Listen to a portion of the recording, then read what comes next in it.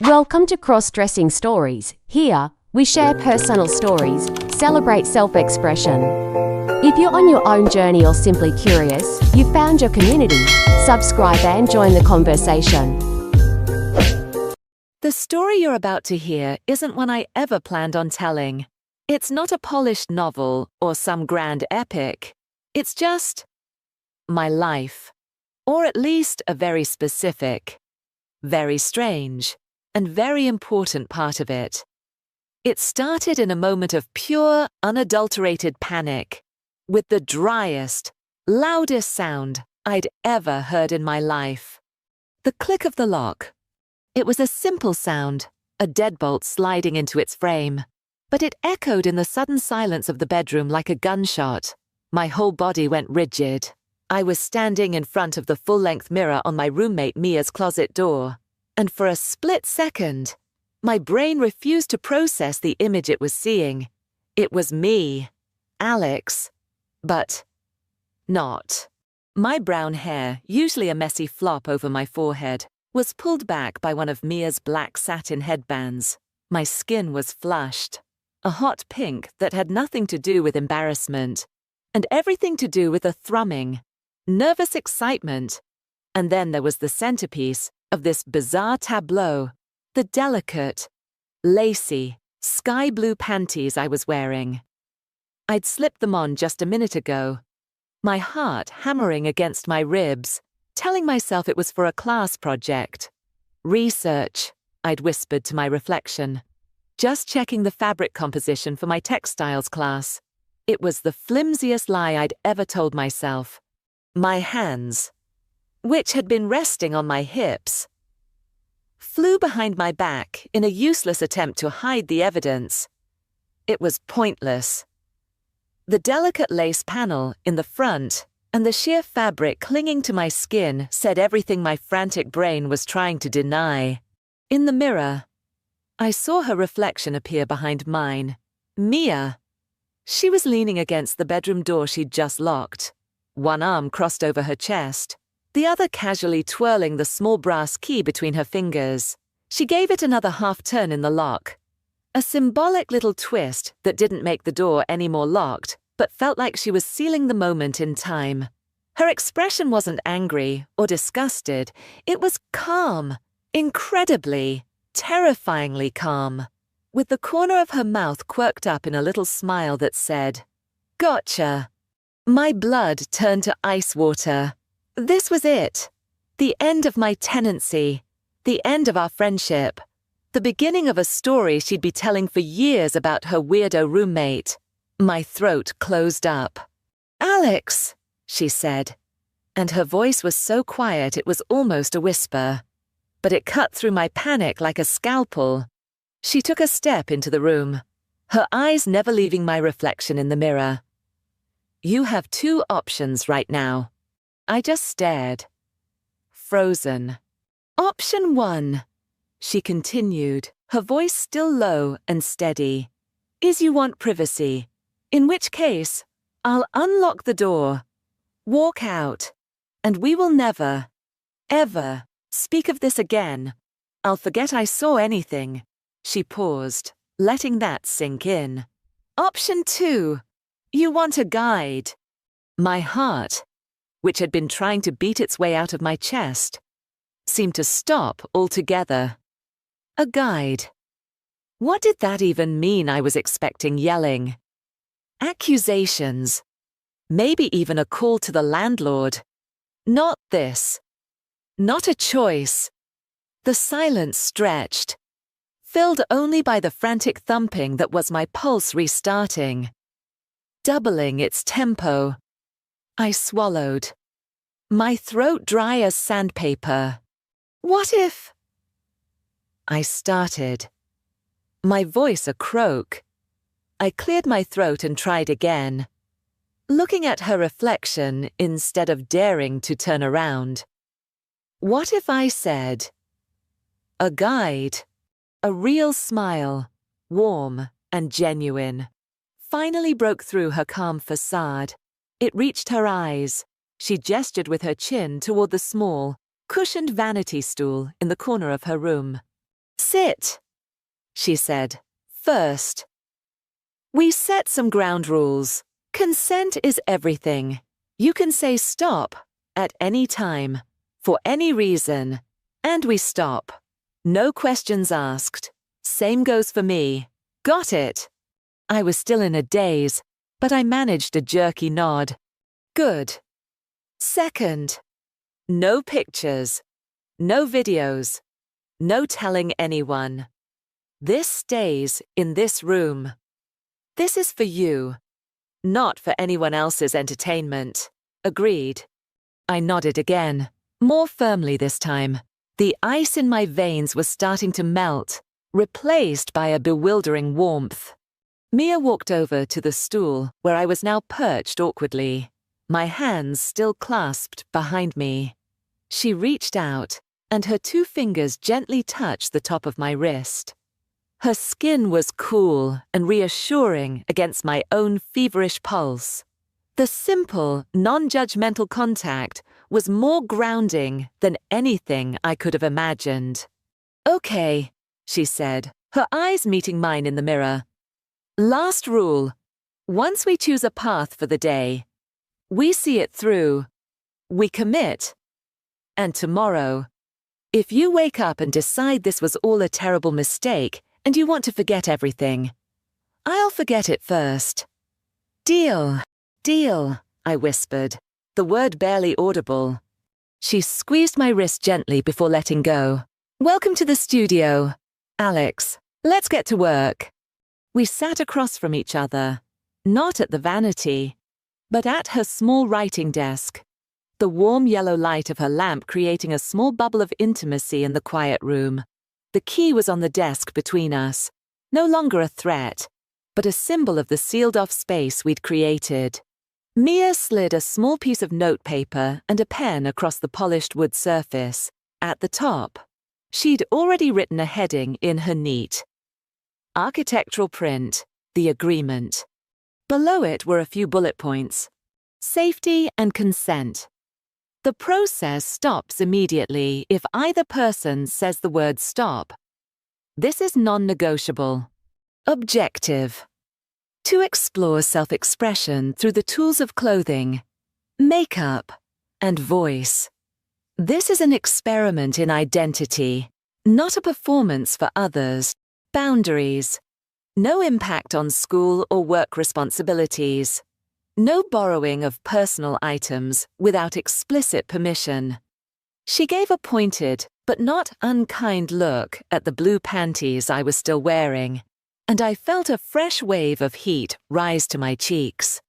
Alias, if you wish. Choose a name to use for this persona. A name can be a useful tool to give yourself permission to explore, without feeling like you're betraying your everyday self. I stared at that last point. An alias. A new name. It felt significant, like naming a ship before its maiden voyage. I wasn't Alex in this context. Alex was the guy fumbling his way through a design degree, the guy who played video games until 2 a.m. and forgot to take out the recycling. The person who had felt an undeniable, magnetic pull toward Mia's satin headband and lace underwear was someone else. I picked up the pen, my hand hesitating over the paper. Names floated through my head, glamorous names from movies, simple names from books. Nothing felt right. Then, a name surfaced from nowhere, soft and gentle. It felt right. It had a quiet sound, like a whispered secret, like the gentle exhale of breath. I wrote it down. Emily. Mia leaned forward to read it, and that warm smile returned. Emily, she said, trying it out. It sounded natural coming from her. Welcome. It's a pleasure to meet you. A strange little thrill went through me. Hearing the name spoken aloud made it real. Okay. Emily, she said, her tone shifting from friendly to that of a calm, focused instructor. Before we do anything else, we're going to start with the most important tool you have, your breath. Panic and excitement live in the chest. They make your breathing shallow and fast. We need to bring it down into your belly. It will calm your heart. And later, it will be the foundation for your voice. She demonstrated. Breathe in through your nose for a count of 4. Feel your stomach expand. Hold it for a count of 2. Then, breathe out slowly through your mouth for a count of 6.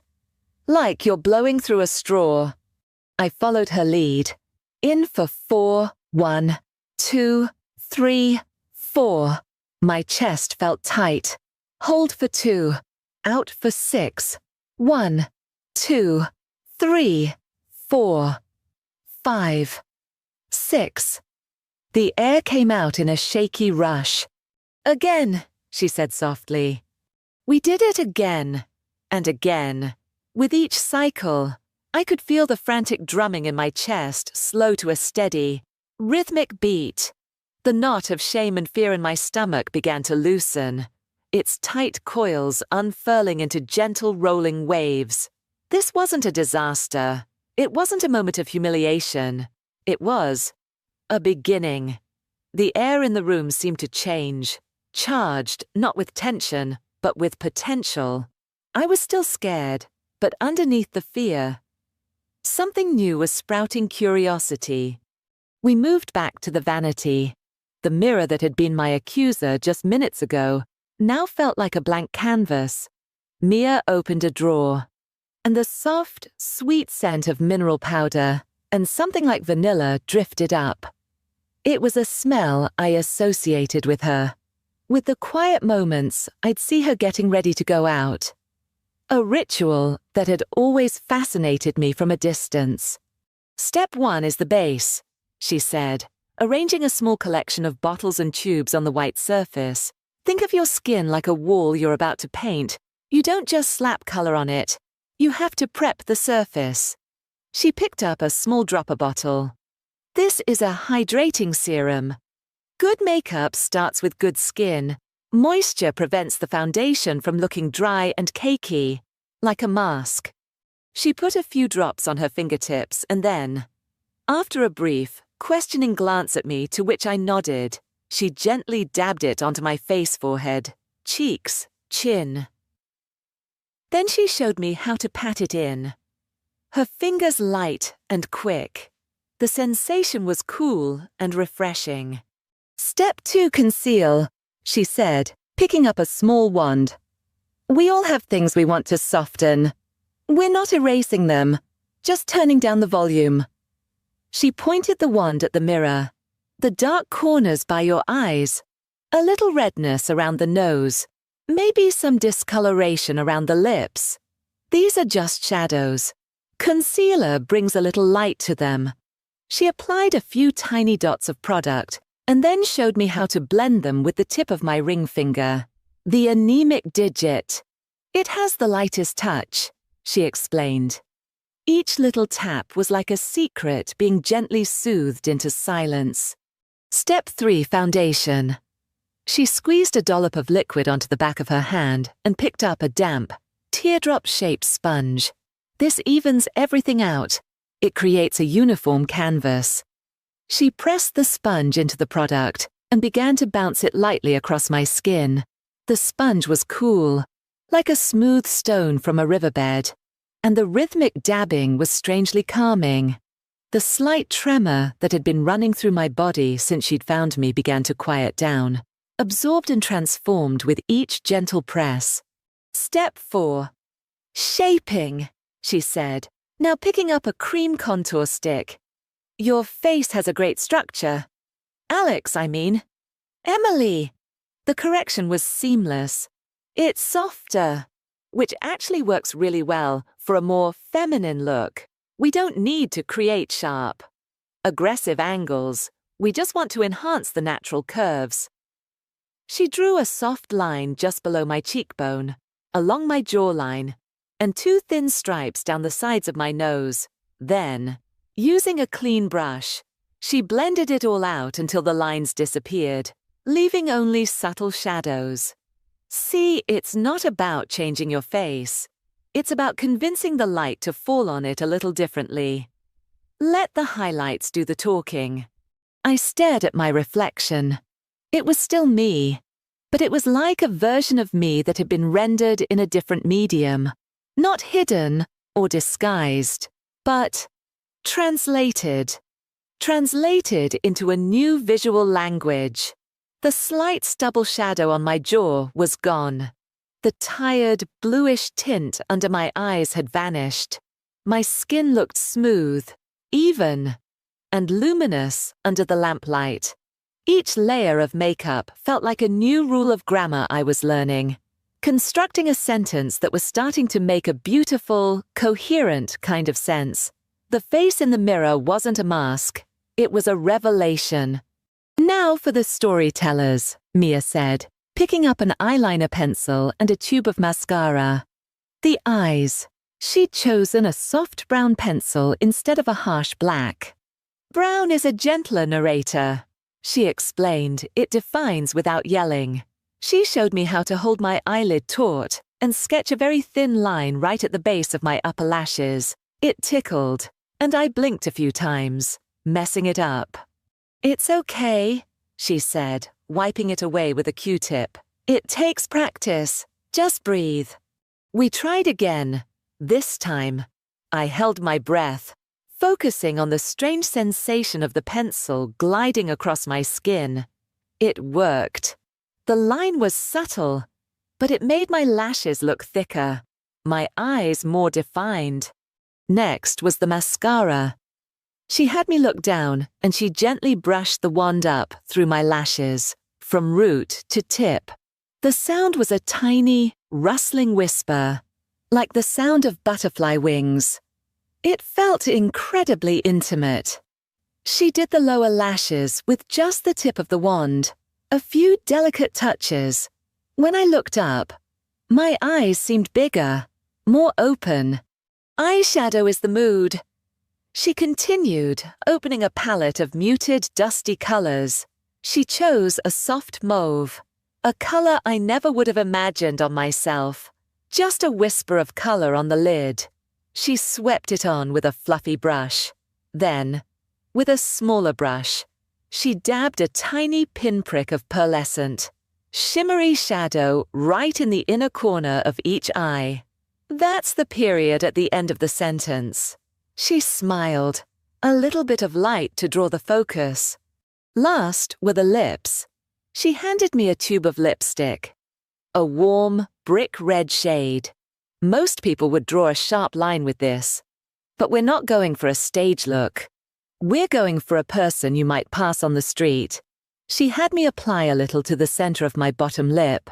Now, press your lips together, and then use your fingertip to smudge it out, blurring the edges.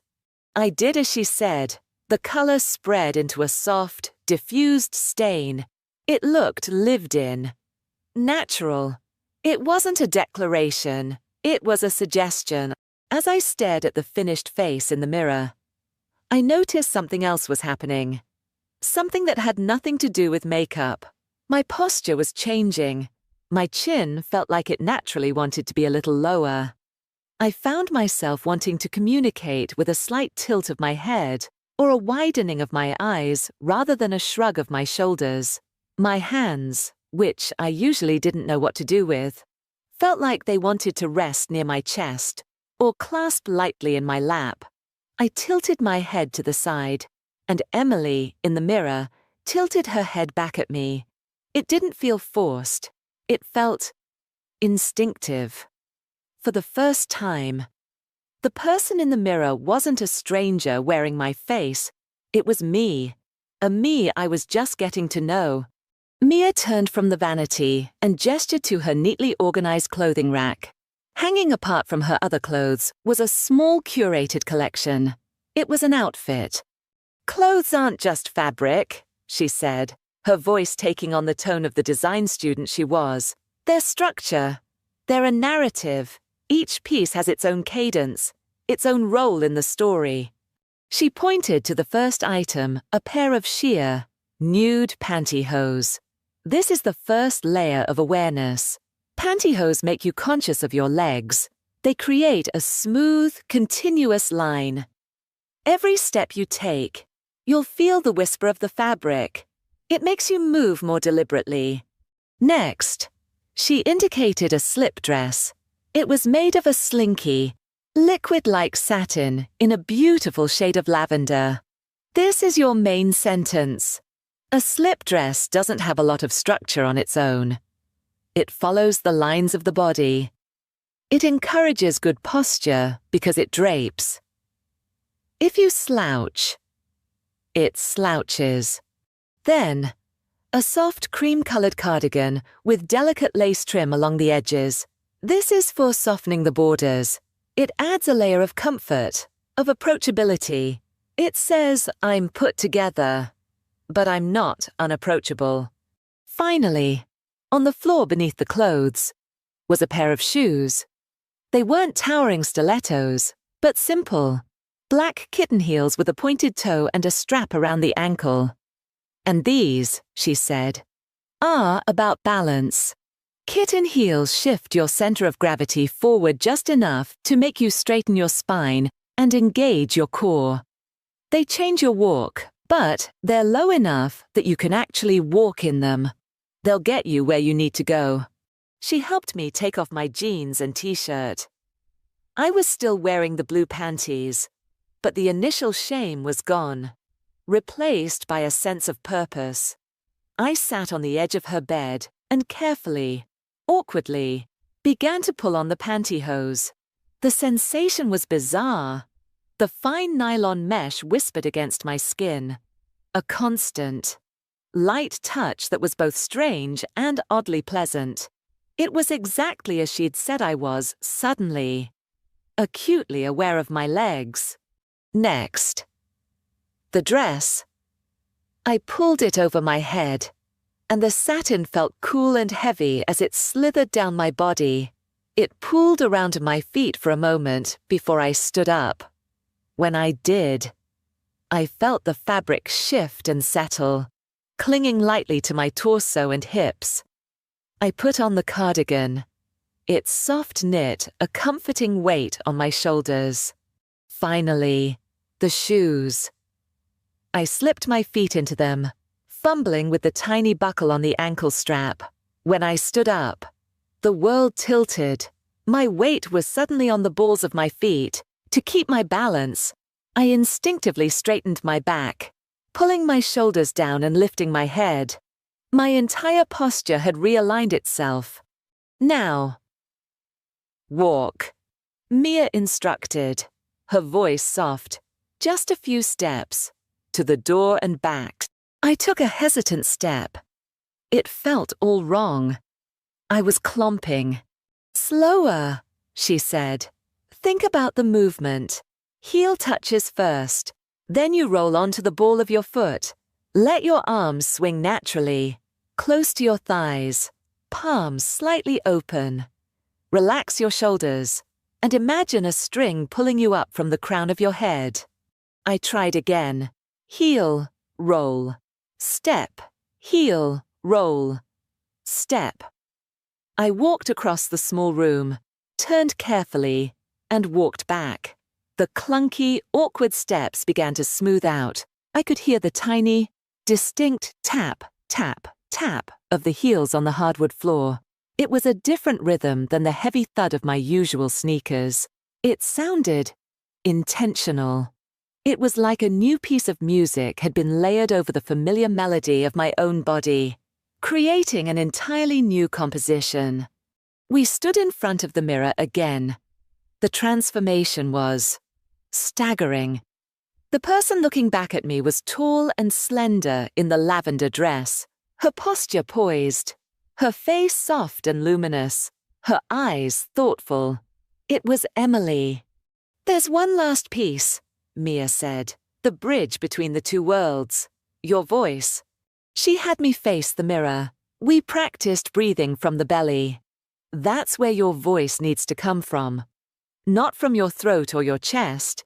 It creates a more supported, resonant sound, and it's less tiring. She had me put a hand on my stomach. Now, hum. Feel the vibration there, I hummed. And I could. It was a low, steady buzz. Good. Now. We work on pitch. Most guys speak from a lower register. A kind of flat line, she explained. A typically feminine voice has more pitch variation and a slightly higher resting pitch. We don't want to go into a fake falsetto.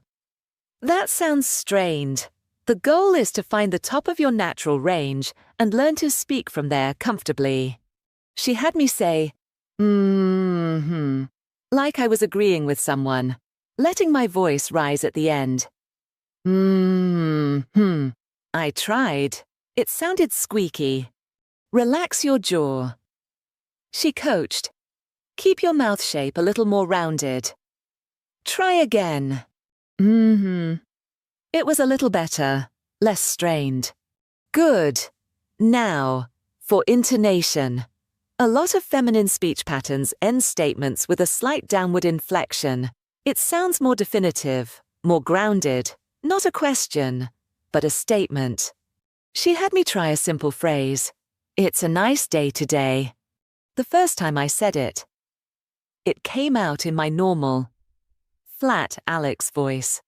Now try it as Emily, she prompted. From the belly, a little higher in your pitch. End it with that downward slide. I took a deep breath. Just like we'd practiced. I focused on the woman in the mirror. I opened my mouth. It's a nice day today. The voice that came out was different. It was softer, warmer, and a full step or two higher than my normal speaking voice. It wasn't perfect, but it wasn't me faking a girl's voice. It sounded like a voice, a real one. Okay, Mia said, her eyes bright with encouragement. The big one. Introduce yourself. My heart started to pound again. This felt like the final seal on the whole experience. I looked at Emily in the mirror. I took a breath. Hi, I said, the word coming out a little breathy. I'm Emily. The voice was tentative, a little shaky, like the first ray of sun on a cold winter morning. But it was there. It was real. Mia beamed. Perfection isn't the goal. Authenticity is. And that sounded very, very authentic. Mia let the silence hang for a moment, letting me absorb the feeling. Then she asked, her voice quiet, Are you ready for a small field test? My stomach did a nervous flip. What kind of test? A walk to the kitchen to get a glass of water. It sounded so simple, so mundane. But the thought of leaving the sanctuary of her room, of walking through the semi-public space of our shared apartment, sent a jolt of pure adrenaline through me. Our third roommate, Chris, was out for the night, so the apartment was empty. But it didn't matter. The living room, the hallway, the kitchen, they were all part of the real world. They weren't the safe, sealed-off bubble of Mia's room. Okay, I breathed, nodding. Okay. Just act natural, she said. You're just a person getting a glass of water. That's it. She unlocked her bedroom door, the sound of the deadbolt sliding back now feeling like a starting gun. She opened it and I stepped out into the hallway. The change in atmosphere was immediate. The light was different. The air felt cooler. I was acutely aware of the tap-tap-tap of my heels on the floor, a sound that seemed to echo in the quiet apartment. I walked down the short hall to the kitchen, focusing on Mia's instructions. Heel, roll, step, shoulders back, head up. My movements felt both exaggerated and incredibly deliberate. I reached the kitchen, my heart pounding a frantic rhythm against my ribs. I opened a cupboard, the hinges creaking loudly. I took out a glass, my hand shaking slightly. The feel of the cool, smooth glass was a solid, grounding sensation. Mia had followed me and was leaning against the doorframe, just watching. I went to the fridge, opened the door, and pulled out the pitcher of filtered water. As I poured, Mia walked over to the counter, picked up the glass I'd just set down, and pushed it a little closer to me, as if just tidying up. It was a simple, meaningless gesture. But in that moment, it felt like part of a script we were improvising. "Thanks," I said, and the word came out in Emily's voice, soft and natural. I took a sip of water, the cold liquid a shock to my system. I did it. I was standing in my kitchen, dressed as a woman, and the world hadn't ended. No alarms had gone off. It was just me, in a dress, drinking water. But it felt like I'd just climbed a mountain. We walked back to her room, and as she closed the door behind us, a huge wave of relief washed over me. "You just crossed a threshold," Mia said softly, leaning against the door.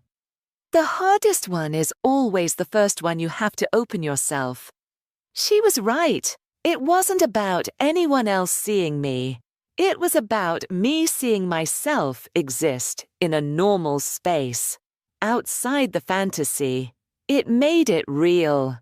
The next morning, I woke up feeling hungover.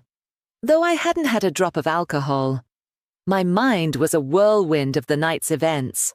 The shame, the fear, the bizarre excitement, the surprising peace. I lay in bed for a long time, staring at my ceiling. Was it a one-time thing? A weird fluke? Or was it something more? Around 10 a.m., my phone buzzed. It was a text from Mia. "Morning! Just checking in. The offer to forget everything is still on the table. No judgment either way." I typed and deleted 3 different responses before finally sending one back. "I'm still curious. I think I'd like to continue." A minute later, she replied, "Good. Be ready in an hour. We're going out." My blood ran cold. Out in public, I almost texted back to cancel, but a stronger feeling pushed through the fear I had to know. An hour later, I was Emily again. This time, the process was faster, more familiar. Mia guided me through a simpler, daytime makeup look. The outfit was different, too. A-line skirt in a soft pastel pink, a simple white blouse, and a light trench coat. The kitten heels were back. My trusty allies. I had a small crossbody bag, which felt strange, but also gave my hands something to do. "Where are we going?" I asked, my voice still a little hesitant. "The mall," she said, as casually as if she'd said the grocery store. "It's the perfect place. It's anonymous. Thousands of people, all wrapped up in their own worlds. No one is paying attention to you." She was wrong. Of course, it felt like everyone was paying attention to me. Walking from the car into the bright, noisy atrium of the mall was one of the most terrifying things I'd ever done. Every footstep echoed, every laugh from a group of teenagers felt like it was directed at me. I kept my eyes down. My arm linked through Mia's like a lifeline. "Chin up," she murmured, her voice calm in my ear. "Look straight ahead. You belong here." We walked into a department store, the air thick with the smell of a dozen competing perfumes. Mia led me to the dress section. "We're going to try on some clothes," she announced. "I'm looking for a dress for my cousin, Emily. She just came up from the city for a visit. A sales associate, a friendly-looking woman in her 40s. Came over. Can I help you ladies find anything?" Ladies. She'd said ladies. The word hit me like a splash of warm water. "Yes," Mia said smoothly. "My cousin Emily here is looking for something for a dinner party. Maybe an A-line style." The woman's eyes flicked to me. I braced myself for the flicker of confusion, the squint of suspicion. It never came. She just smiled. "Oh, An A-line would be perfect for your figure, she said to me. It's so classic. Let me show you what we have. I just stood there, mute, as she pulled a few dresses from the rack. My face was burning, but it was a strange, happy kind of heat. Your figure. She had seen a woman's figure. The dressing room became a surreal little chamber. It was a safe space inside the overwhelming public one. The sales associate would pass a dress to Mia. Who would pass it to me? The rustle of fabric, the clink of hangers, the quiet murmurs of, this one's a little tight in the shoulders, or, that color is lovely on you. The associate even complimented me directly. That one really brings out your eyes, she said of a blue dress. I managed to squeak out a thank you. We didn't buy anything. We thanked the woman for her help and left. As we walked back out into the main concourse of the mall, I felt different. The fear was still there, a low hum in the background, but it was being drowned out by a rising tide of confidence, validation. The casual, unthinking acceptance of a stranger was more powerful than I could have imagined. It wasn't a trick or a performance anymore. In that moment, in that store, I was Emily, and the world had simply nodded and moved on. The sea of faces didn't feel like a threat anymore. They were just people, and I was one of them. That night, after Mia had gone to the kitchen to make us some tea, I found myself standing in front of the full-length mirror again. The scene was an echo of that first night, but the feeling was entirely different. I was still wearing the lavender slip dress from our first session. It felt comfortable now, familiar. I hadn't bothered with a full face of makeup, just some tinted lip balm and a bit of concealer under my eyes. My hair was down, falling in its usual way around my face. I wasn't looking at a character. I wasn't analyzing the makeup or the clothes. I was just looking. I looked into my own eyes for a long, long time. I saw the Alex I'd always known, his anxieties, his hopes, his nerdy obsessions. But I also saw Emily. I saw her poise, her quiet strength, the gentleness she was discovering. They weren't two different people fighting for control. They were just me. The lines were blurring. The distinction was starting to feel unnecessary. A floorboard creaked in the doorway. I looked up and saw Mia standing there, holding 2 mugs of tea. She didn't knock. She didn't have to anymore. She just offered me a small, knowing smile. You're getting better at this, she said. At what I asked, my voice my own, but softer than it used to be. At seeing yourself. Something inside me seemed to shift, a final piece clicking into place. It felt like a thin layer of ice, a shell I didn't even know was there, was cracking and melting away, revealing the person who had been underneath all along. I wasn't pretending anymore. I was integrating. The following weekend, Mia suggested we go to a coffee shop in a neighborhood a few towns over. Low stakes, she'd said. Just 2 friends getting coffee on a Sunday.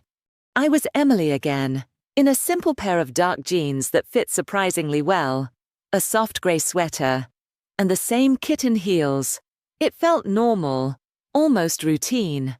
We found a small table in the corner, and I was starting to relax, stirring my latte and listening to Mia talk about a frustrating professor. And then the bell on the door chimed, and my blood froze solid. Ryan Coleman walked in. Ryan had been in my senior design seminar in college. We weren't close friends, but we knew each other well enough to say hi, to recognize each other instantly. He scanned the crowded cafe, and for one heart-stopping second, his eyes met mine. He paused, his brow furrowed in that specific way people get when they're trying to place a familiar face. It was a half second of pure, gut-wrenching terror. He was seeing Alex's face, my bone structure, but in a completely foreign context. His brain was short-circuiting. Before I could panic, before I could look away or dive under the table, Mia acted. She gave a small, bright wave in his direction. He looked over, his confusion shifting to her. "Ryan Hay," she said, her voice cheerful and loud enough to carry. He walked over, his eyes flicking back to me, still searching for that missing piece of the puzzle. "Mia." "Hey, I didn't know you came out this way." "Yeah, I'm showing my cousin around," Mia said, gesturing to me with an open palm. It was so smooth, so effortless. "Ryan, this is my cousin, Ali. She's visiting for a bit." She changed the name slightly, probably thinking Emily was too close to Emmett, my middle name, which he might have known. Ali was safer. All the air rushed back into my lungs. I forced a small, polite smile onto my face. I looked him in the eye. "It's nice to meet you," I said.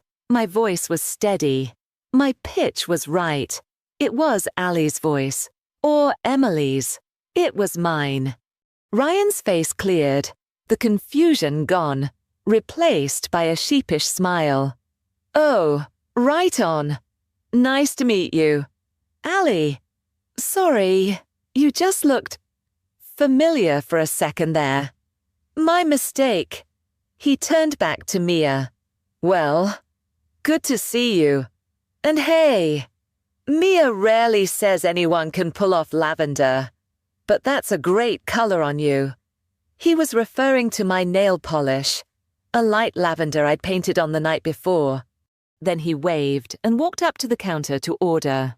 I didn't realize I was shaking until he was gone. My knees were knocking together under the table. Mia reached across and placed her hand flat on my back. A solid, grounding pressure.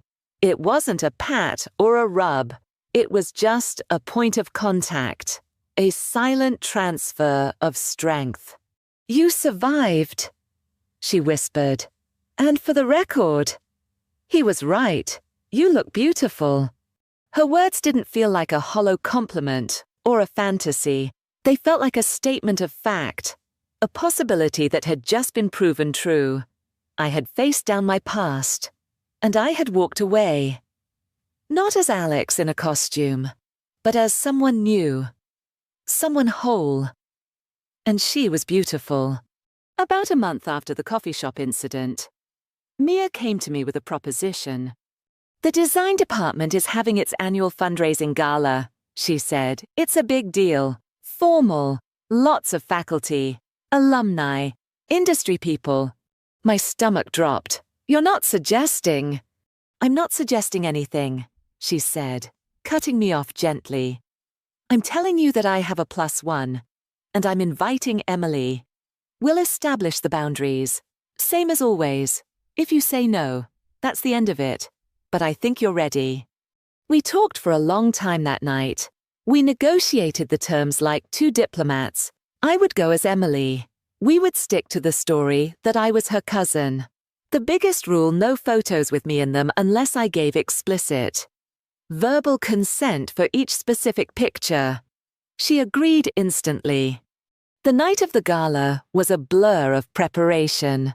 The dress was a deep, plum-colored gown that tied at the neck, leaving my shoulders bare. The fabric was heavy and luxurious. Mia did my makeup with more precision than ever before. A slightly more dramatic eye, a darker lip. She even helped me style my hair in a simple but elegant updo. When I looked in the mirror, I didn't see Alex or Emily. I saw a woman who was ready to attend a gala. The pressure was immense. The ballroom was filled with people in tuxedos and glittering dresses. The air buzzed with conversation and the clinking of champagne glasses, the soft satin of the chairs, the flash of a photographer's camera across the room, the sweeping melody of a string quartet. It was a sensory overload that would have crushed the Alex of 2 months ago. But I wasn't that Alex anymore. I walked with a confidence that came from weeks of practice. Every step was deliberate heel-toe, shoulders back, chin held at a level that felt regal. Not arrogant. I found myself in a conversation with one of Mia's professors about sustainable textiles and fibrous materials, my supposed area of study. And he was listening. He was engaged with what I was saying, with the content of my ideas, not just the novelty of my appearance. During a lull in the music, I was standing by the dessert table when a familiar voice said my name. My real name. Alex, is that you? I turned slowly. It was Jason, another guy from my college program. He was squinting, his head tilted, the same way Ryan's had been, but his tone was different. It wasn't confused, it was accusatory. My entire body went cold and still. The room seemed to fall silent. This was it. The public unmasking. The humiliation I had been dreading from day one. Before I could even formulate a response, Mia was there. She materialized at my side, a glass of water in her hand, which she offered to me. She didn't look at Jason with anger, but with a cool, unassailable firmness. "This is Emily," she said, her voice perfectly level. She placed her words between us like a shield, or rather, a beautifully laid out welcome mat that only led in one direction. "She's my guest. If you have a question for her about her work on sustainable fiber projects, I'm sure she'd be happy to answer. Otherwise, I think the band is about to start playing again." It wasn't a threat. It was a boundary. A clear, clean line drawn in the sand. Jason was left with two choices: engage with Emily on her terms, or disengage entirely. He stammered, his eyes darting between me and Mia. He saw the united front, the absolute lack of apology in Mia's posture. He mumbled something like,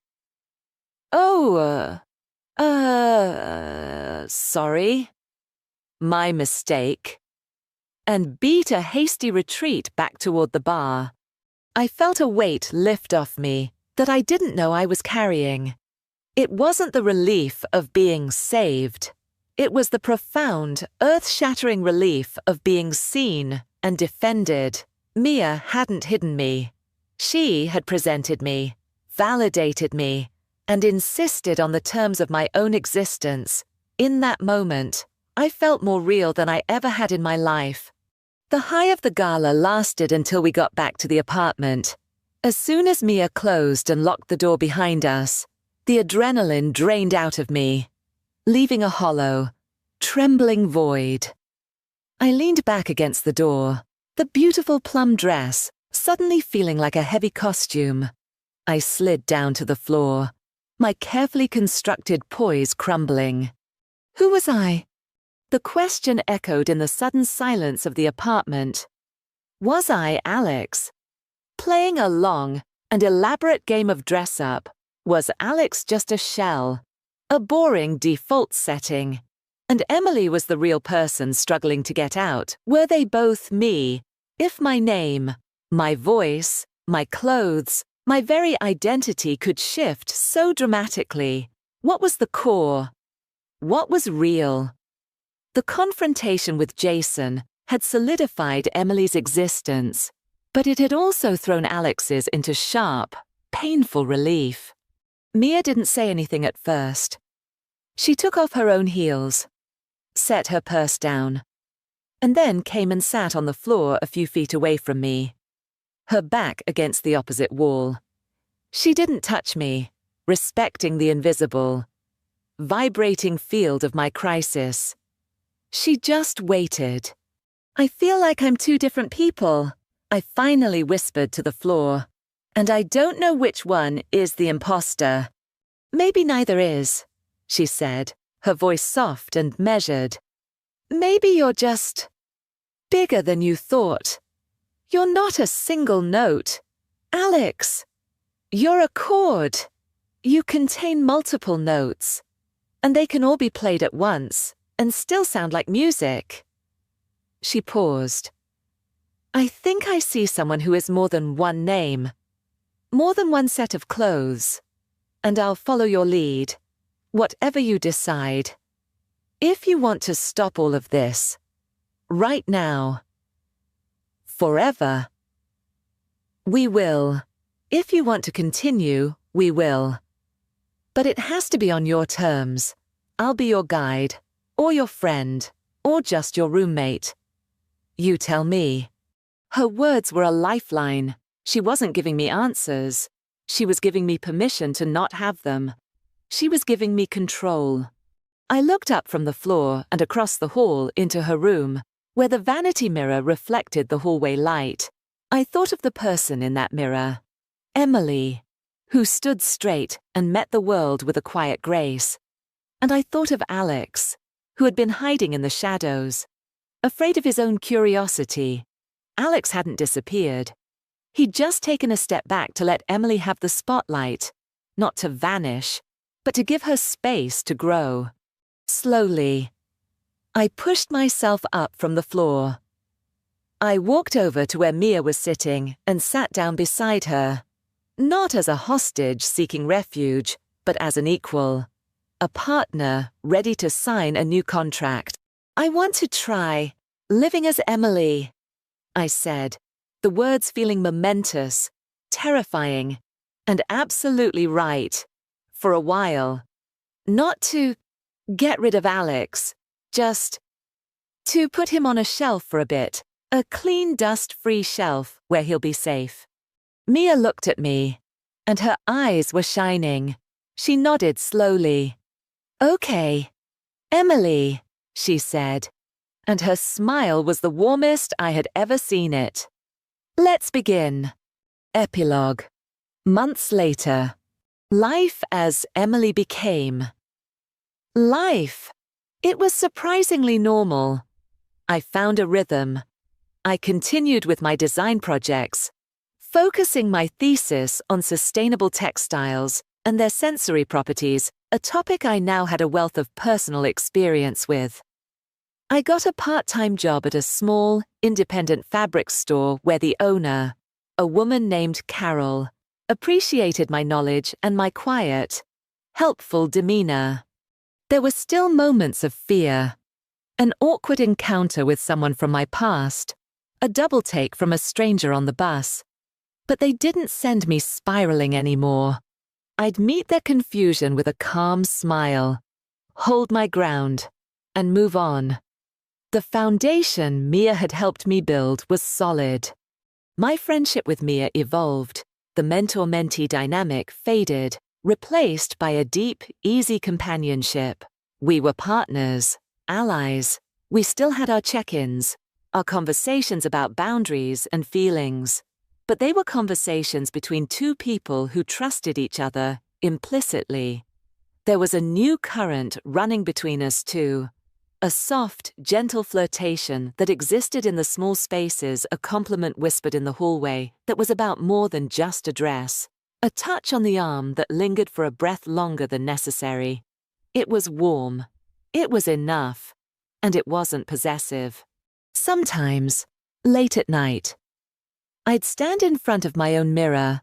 I wouldn't be wearing a dress or makeup, just a t-shirt and shorts. And I would look at my reflection, at the face I'd known my whole life.